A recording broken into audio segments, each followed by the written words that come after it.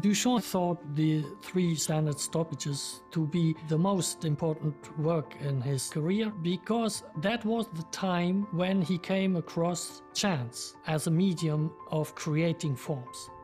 Three standard stoppages was intended as three canvases painted Prussian blue, over which Duchamp took three pieces of string, more or less 1 meter in length, but slightly more. He dropped those strings from the height of 1 meter, and where the strings fell on the canvas, he in fact fixed the position using varnish.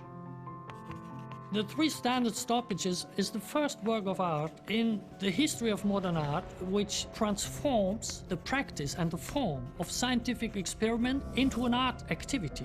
It's a complete para-scientific operation because in mathematics you don't do experiments, because mathematics is not an experimental science. But Duchamp is doing an experiment on a mathematic principle, which is the so-called postulate of Euclid, that the shortest distance between 2 points is a straight line. That is one of the basic principles of Euclidean geometry and of perspective.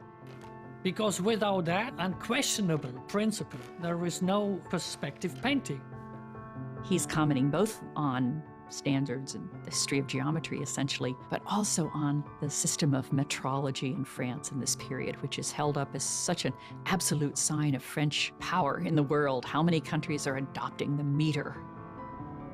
Plato's ideas of beauty are bound very much with ideas of measure. So when you're undercutting the notion of absolute measure, you're also undercutting ideas of beauty and taste. And at the same time, he's also experimenting with a new way of making a work of art, making a line that is an impersonal, non-arty line, as he says, that is free of the touch of one's hand. And this idea of dropping thread is one of those ways to do that.